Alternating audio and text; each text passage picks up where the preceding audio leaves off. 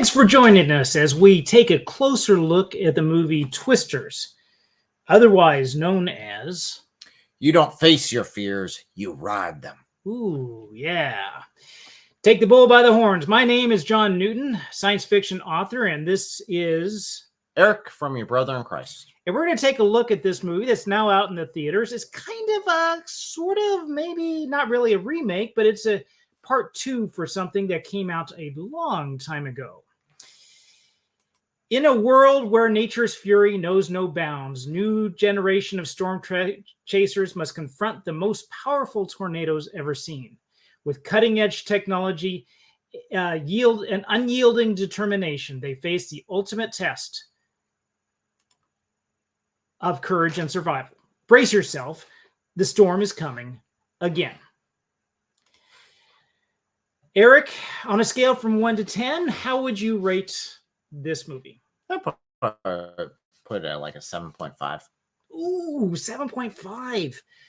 We didn't talk about this ahead of time. I'll let you know. I have no idea what his review is going to be on this one. Sometimes we talk beforehand.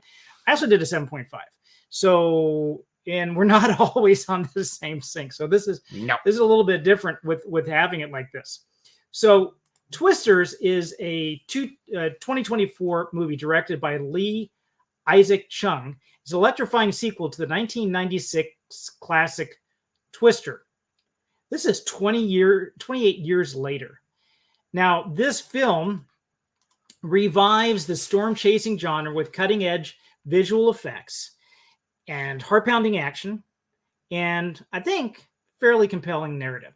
The story follows meteorologist Dr. Amy Foster, played by Daisy Edgar-Jones, and seasoned storm chaser or wrangler Jack Collins, played by Glenn Powell, as they confront a series of unprecedented super tornadoes threatening Oklahoma. The journey is not only against nature's fury, but also an exploration of personal and professional challenges. The special effects are what you would expect on something like this, spectacular, and bringing the tornadoes to life with breathtaking realism. The performances, I would say, are strong, and especially from Edgar Jones and Powell, whose chemistry adds to a depth of the story. When we were done with this movie, I saw this with my wife. She looked over at me and said, "That was a pretty good rom-com." I thought, what? Did my wife just get me to take her to a rom-com movie? I would say, and she said, no, not quite, but it really did. There were strong elements, strong romantic elements in here, definitely. So Lee Isaac Chung's direction ensured a well-paced, engaging film that balances thrilling action with character-driven moments. It also delves into the deeper themes such as the drive for abundant life and thriving with adversity. And we're going to get to those Christian themes here in a bit. That's the meat of our video reviews when we take a look at this. It's a clean, fun, pleasantly distant from the woke narratives that you get today. And it's a film for, I believe, families of teenagers and those looking for a movie with both excitement and emotional resonance. So that's my take. Why would you give it a 7.5?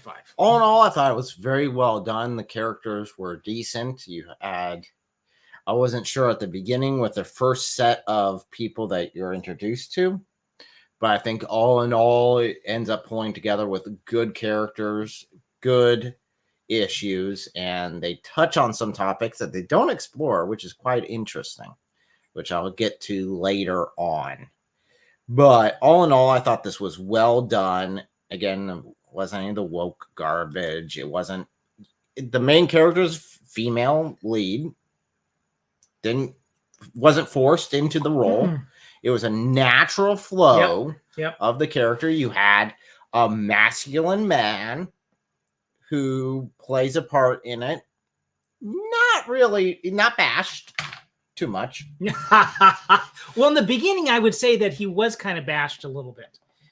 It sort of really said, it really made me nervous at the beginning because it set him up as this macho guy, testosterone driven, and she kind of mocks him a little bit. And I think, oh boy, I don't know where this is going to be going, but it wasn't. No, I think they pulled it quite well. In fact, all the things she mocks him for are things she eventually admires about him. Yeah. Yeah. So it ends up pulling together really nicely, I think, all in all. Okay, so let's take a quick look at the cast of this film. And before we do, I'm going to take a look at the comments. We got TS in the crowd, and we also have Descriptor Plug. Albert, how you doing, brother? It's good to see you. And then I want to know from you guys in the chat, too, if you see the movie, if you wanted to see it, if you had any interest in seeing it all. I will say overall that because it's not woke, because they're getting away from all the more recent stuff that has been pushed by Hollywood, they don't have any of that. This is a fun popcorn flick. Was it fantastic and outstanding and, worthy to keep on your shelf? Probably not. No sex scenes. No, they got a little close with the introduction at the beginning when I would say, not really, but it's frisky. I would say a little. It's frisky, but side. nothing. Yeah. No nudity. No like sex scene itself. No, there's a couple things implied. Hinted, but there was nothing. But no, it was mild. clean there. In fact, I look back and I know there probably was some cussing in there. I don't remember. Oh, definitely. Yeah, I don't remember. It wasn't. Just like it wasn't right over my head enough to really stand out. Yeah. So if you want to see, this wouldn't be a. Would you say this is a show for kids? No. Okay. Now the kids would have nightmares. Yeah. With the kids would have nightmares with the tornadoes. Oh yeah, but teenagers, it would be definitely. It's a good show for them, and somebody can take your wife to. She might even or girlfriend. She might even look over and say, "Honey, I love you. You brought me to a rom-com," like my wife did. But anyway. It was good. It was fast paced. I don't think it was terribly slow. She liked it, and I would say there's a lot of repeat from the first one. I'd say there's a lot of repeat from the first one. Just my opinion, there was, but there were also differences with it. So let's take a look at the cast and see who we have here. This is, not that one. Sorry, we've got. Okay, here we go. So in the cast, there's all sorts of the two main characters you have on the top. Daisy Edgar Jones played Kate, and then Glenn Powell. And you also have sort of the guy played Javi, Anthony Ramos. There was a good bit of tension there between this and I'm not going to say it because we're in spoiler-free territory, but it looks like there's something going to be happening with this guy, and I'm not going to say if it happens or not. Engaging. Because I don't want any of the spoilers going through. But a pretty full cast. They each have crews. You got these storm tracers that are going out there. Got all these interpersonal conflicts that are going on and supporting characters that are there too. Good bit of humor, I think, that was there also.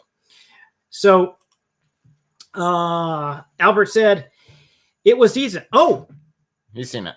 Okay, you have seen it. Good. It was decent. I'm confused on if it was a complete remake or not, because the scenes and how it played out was very similar to the original. I wouldn't say it's a complete remake. I'd say it's sort of a part two, but really not associated very much other than the reference to the Dorothy machine. Yeah, Dorothy machine is the only thing. I thought there was going to be like she was her daughter or something like that. Yeah, there's really no connection. I think that was a wise decision, all in all. Yeah. Just because sometimes you try to force those sort of connections for fan service, and it comes off as being either arrogant or you're just rewriting. Now there are some things in nostalgia for trivia. When we get to trivia, I'm going to show you. There's a couple things that we're playing on that, but very subtle, and you wouldn't know. I mean, someone would have to point them out to you. But I would agree with you, Albert. There was a lot. It seemed a lot like the first one, but I thought it was enjoyable. I did enjoy the first one. Yeah, it's not like this was a remake of a movie made like 5 years ago. So the question is, are there any Christian themes in this one? I pulled out 5, and one in particular that I think was really it's unique to this show. I'll always look for something that's unique for a particular movie that's there, and it has to do with the thumbnail. If you saw the thumbnail, then you probably are leaning toward what it is. I'm not going to say what it is just yet. So as far as the trivia goes, there was one of the characters that was in the movie, Glenn Powell. His parents did appear in this movie, sitting behind him and Daisy Edward Jones, who played Kate, during the rodeo scene. So they were actually in the crowd behind his real life parents in the rodeo. Funny. And this guy, I don't know, do you recognize him at all from Not anything? really. Okay, how about this movie? Oh my goodness, that was a long time. Yeah, Spy Kids 3. That was his. I think that was 3. his debut. He was brought into stardom then. And then there was another recent movie that you might have seen, Maverick. Maverick, that was a solid one too. Yeah, and he He's got played both solid ones. He did. He played Hangman Jake, Lieutenant Jake Hangman. He played in that one. So he's kind of got this like squinty eyes, big smile type of unique characteristic with his facial features. So it's easier, a little bit easier to pick him out. Now, James Paxton, the son of Bill Paxton. Bill Paxton was a main character in the original Twisters. Okay. Mm-hmm. He also showed up in this movie, and he was good golly, I know I have it. No, I don't. Okay. His son appeared. He was the guy. He was in a hotel. I don't get the spoiler free part. I can't really say. He was in a hotel and he was giving the hotel manager a hard time. Okay. That was the son of the original character. So there's a couple of things like that are going on in here that they replayed. There was another guy who was selling the trailer in this, the long trailer. By the way, that was funny. Yeah. Okay. That was a funny scene. It's like, what are you doing with it? Oh. Hey, we're now going to go into spoiler territory. So if you have not seen this movie and you want to, and you do not want us to spoil it by some things that we say, feel free to bow out. But now we are going into embracing life amid the storm. And this is a trailer section, so you guys have been forewarned. The movie follows a new generation of stormtroopers led by these two, right? And the Storm chasers, you mean? What do I say? Stormtroopers? Stormtroopers. We're on Star Wars here. Okay. You know what? That would be hilarious if you had some storm chasers dressed up as stormtroopers. It wouldn't be very effective, but maybe it provides some protection against the tornadoes. Maybe comic relief and nothing else. So I would say that one of the film's most intense scenes that Amy and Jack find themselves in the direct path in an E5, and again, this is just like the original Twisters movie. They were both in an E5. Starts in the rodeo, and they have to find shelter, right? Mm-hmm. So they get down and they find a pool, which is actually probably a pretty good situation, as long as nothing bad falls onto them in the meantime, which almost did. Their efforts to employ a new sensor system, gather data, are successful and come to great personal cost. Jack is injured, and Amy must use all her knowledge and courage to save him and tame the storm. So that was one thing that was different from the original too, is they're not just trying to monitor it, right? Yeah. That they also have this way to tame the storm. Now that we're in the spoiler section, is there anything that you wanted to bring out that you couldn't bring out beforehand? Well, first of all, I'm glad I was really nervous at the beginning when they introduced all these young kids who are, college age students out there in the field trying to do this experiment. And I was worried this was just going to be them basically owning the storm. Right. With a Mary Sue leading the way.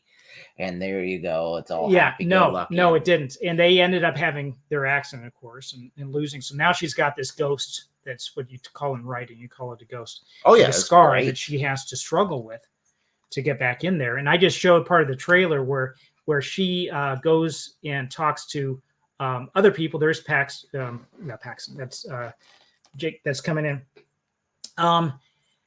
And you have these competing teams that are out there riding around trying to chase this storm. And I like the fact that he looked like the bad guy at the beginning.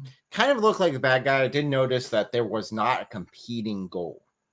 In the first one, there was a competing goal between two groups to go get this data first. Right. In this one, there really isn't. He's chasing the storm. He's a YouTuber, getting YouTube videos and chasing the storm and selling T-shirts with his face on it. That's right.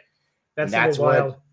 What's going on with him. I mean, there's things that are found out later on. He's actually there helping out people and getting the sales from his t-shirts and YouTube and all of that go into, after paying for everything, go into helping rebuild and helping people. That's get where back it really to life. changes for her. See, she sees her buddy who is in there first as let's see, that was Javi, sorry, played by Anthony Ramos.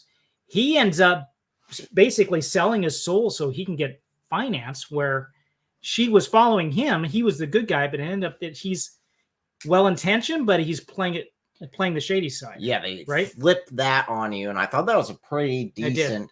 I mean, I saw it coming as far as him having issues. Right. I saw that coming. I did not see it necessarily at the beginning with the other guy, but I think it was because she started. One of the things she mocks him for is selling the t-shirts. Yeah. Right. Yeah. She mocks him for selling the t-shirts, and then later he's using it to using the sales to provide water and food for the people who just lost everything they had. I think it was a little bit. Just like, it was a good twist to see that, and she sees a good side of him. But okay, let's be realistic. How is his crew of 8 people? How are they making a living? They have to make a living somehow. Maybe he's a rich guy and this is just what he does, but he doesn't come off like that. So they have to make money somehow. So selling the t-shirts just to provide. Well, there's multiple. He was talking about having multiple forms of income, but yes. Okay. I missed that part. Forms of income coming in. This is not. They don't do a small YouTube channel. No, and that was a twist right about in the middle of the movie, where she starts then changing her loyalties because let's face it, Ravi wasn't very honest with them straight up and telling what's going on. So we got a good comment here from Albert. He says, if stormtroopers created the tornadoes, there'd be zero minimal damage caused by them. They would have been pretty safe throughout the. You know what? I think it counts if they're aiming for the individuals or not, because guess what? There's a lot of people around them. Collateral might be large. I don't know. You know what? They get a bad rap for being. They were on the Death Star, and the Death Star did hit Alderaan, and there's other. It's not like they hit the wrong one. You know, they could hit the broadside of a planet. That's true. That's the only thing they can hit. So that works. So thematic review. I'm going to get right into this. This is the best part of our review, and we save it for last. We ask, is there any Christian themes in this movie that can be used to deliver a message of hope and instruction to a dying world? We try to find unique Christian themes in a movie like Twisters, and that could be a little challenging, especially since it's not explicitly a Christian film. However, there are a few themes that might be seen through a Christian lens that would be unique context for this movie. I'm going to ask you first. What Christian themes did you see, if any? I think there's one in particular that they bounced on, but they didn't have an answer. And I think that's a great example from a secular standpoint, because there isn't really an answer for this. It was more towards the beginning, the two friends meet up again at the cafe, and he asks her, do you think there's a reason why we were spared when they had their accident with the tornado? Oh, yeah. Okay. So those are the two survivors, right? Yep. It ends up killing everyone in their crew except for 2. One wasn't even in it. He was just observing from a ways away, collecting the data. She was in the midst of it. Everyone else died except for her. Okay. And he asked the question there in the cafe, were we spared for a purpose? Do you think we were spared for a purpose? And she gets up and walks away. Oh, yeah. There is no answer. And that's in the secular world. That's the answer. You know, this is just all happenstance. Just random. There is no master plan. There is no intent for us to go through or opportunities for us to shine through hardship. Mm-hmm. You just are randomly selected, and that's all. Yeah, that's a good point.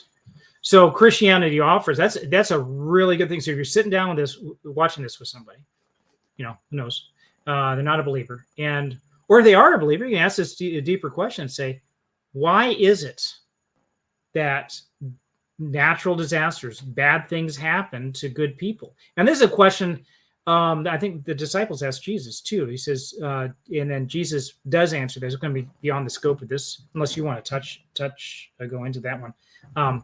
Why the problem of pain? Why things,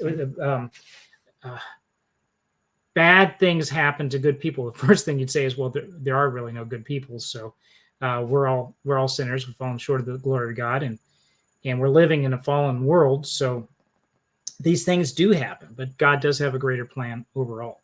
And long story short, Jesus never promised us an easy path. He promised us a hard path. That's right. He promised us hard times. We That's don't right. get easy going on this. Now, I do have another one, but I want to let you. Oh, okay. In case we're going for the same one. Maybe we might actually cross paths on some of these. Okay, so I have Unless you have like a long list.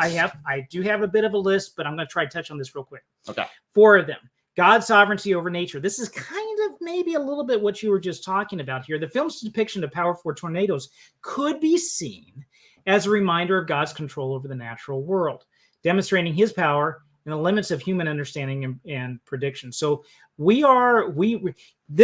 I see this happen when I grew up in Southern California, Los Angeles area. And when there's an earthquake, not a whole lot of tornadoes, but they do have earthquakes. When there's an earthquake, even the atheists, the first thing out of their mouths are, "Oh my God." Wait a minute, can you run that by me one more time? Who are you talking about? Because I want to know. Who exactly is that? When the ground beneath your feet starts moving, you can't even trust the ground. Who's the first person you call on? I'm not mocking you. I'm just saying, hey, let's be real. Let's be real about this. And it's true. People do that. I'm not saying all the atheists out there yell in unison, "Oh my God," but that's a common thing that you would see. So, yeah. So I was just talking to Threatened Sanity before we went live, and she was mentioning some of the natural disasters that they have out in her area. Tornadoes would not be it, but floods, fire, heat, and earthquakes would be a part of it, because I think they're partially on a couple of fault lines out there, major fault lines. So, yeah, that is true. I think we would all kind of say that too. You would think you can trust the ground underneath. Now, we did a poll earlier asking which has the most potent, power density. It's a little bit hard to measure these natural disasters because they're all apples and oranges. They're all a little bit different. But if you can somehow measure power density, meaning the amount of power in a given area, how much of that is released. Tornado is actually one of the top ones, is more so than hurricanes. Hurricanes, cyclones, typhoons, they're all the same thing, just depends on where you're talking about, what ocean that they're in. But those all usually spawn tornadoes when they hit land. They have the potential for spawning them. I didn't mention necessarily, but there was an issue with your poll, because your options you had there was, you had, what were the options? You had a tornado, you had earthquake, you had tsunami, and hurricanes. Well, tsunami and earthquakes usually go together. But not earthquakes normally make tsunamis. There are some cases that you might not get that, but most of the ones that we hear about are earthquake. Well, it could be like a volcano, something like that, but it is usually. But the earthquake may not be felt where the tsunami hits. Yes, it could be out in the ocean, and then the tsunami hits after that. So it really depends. I mean, if you're in the path of one, that's the most powerful. So whatever it is, it sucks. So the second thing that we could look at, maybe you guys can think of some of these your own if you have seen this movie, but community and sacrificial love. Now, this is a common theme that would be seen in a lot of different movies. That's not why I really pulled it out as number one. But the storm chasers often work together, putting their lives on the lines to save others, and particular teams more than others. This can reflect the Christian principle of sacrificial love and the importance of community in the church, as they prioritize the safety and well-being of others above their own. Now, redemption through trials is another one. Again, this is something that's common that you see in a lot of movies. You see it particularly in, what is her name? Gotta put this back up. I gotta cheat. I'm sorry. Kate. What is Kate's character arc? Is she had redemption because she led this team at the very beginning. 3 people, their own deaths. One of them was her boyfriend. Yep. So she had to live with that. Now you could say, well, they all signed off on it. They knew the danger. Still, it was her decision to go for it. It was her plan. She was the one driving. And I think she may have even said, go for the bridge, right? The overpass? The overpass, yep. So, well, in that case, to be honest with you, there wasn't many other options. No. So it's either overpass or sit in the car. From what I understand with the tornado, the best place is find a ditch and lay down flat. That is true. And there was a bit of a ditch there. They could have done that. So redemption through trials, the intense and often risky efforts to study and understand tornadoes can symbolize the redemptive journey through trials. Now, just as the storm chasers seek knowledge to help others, Christians believe that enduring and overcoming life while holding on to the anchor that is Jesus Christ, storms can lead to spiritual growth and a deeper understanding of God's providence and protection. Now, this is it, right? Ready? This is the main thing that I wanted to hit that's unique to this movie compared to most others. Abundant life and thriving in adversity. We see this with the main characters. They just have a lust for life. They want this. Now, many of them are adrenaline junkies. I'm not saying that. I'm not saying that we should be adrenaline junkies, go dodge cars on the highway or something like that. No, that's a bad idea. No, that's just stupid. That's slightly hazardous to your health. Yeah, but just like you saw the rodeo, the whole thing with the rodeo, and he was a thrill seeker to go out there and get this. The storm chaser's exhilaration from facing tornadoes can be seen as a metaphor for living life to the fullest despite the dangers and challenges. This aligns with Jesus' promise of giving life and that more abundantly in John 10:10. Where true life is found not in avoiding risk, but embracing the fullness of his life for us, even in the face of danger. We are told to go out there and face the danger, not being stupid about it. But remember the parable of the talents. You had the one that had 10, you got 10 more. You had the one that got 5, you got 5 more. And the one that had 1, what did he do with it? Hit it. Why did out of what? Out of fear. Out of fear of losing it. Losing it because he was afraid of the manager himself, that the manager would get upset. And so if we shrink back in fear and say, I'm just going to play it safe, nowhere in the Christian life does the Bible say to play it safe. Now, living quiet and peaceable lives according to the standards of the Bible, yes, definitely, that is good. But in terms of shrinking back and saying, I just don't want to, I was going to tell that person about my testimony. I was going to tell that person about the impact that Jesus has had on my life, or I was going to share that certain things. I just don't like confrontation. McFly. So, yeah, we are told not to do that. We are told to do the opposite. So taking life by the horns, taking the challenges that Christ gives us, I think is a part of the Christian life. And we don't see that a whole lot. We see, especially with COVID came around, we're like, take care. Yes, we do need to take care. But the bigger part is taking courage. We need to have that courage and that love of life. God is the creator of life. God is a creator of creativity. And as Christians, we should reflect that. We should have that life and wanting to see it in other people as well.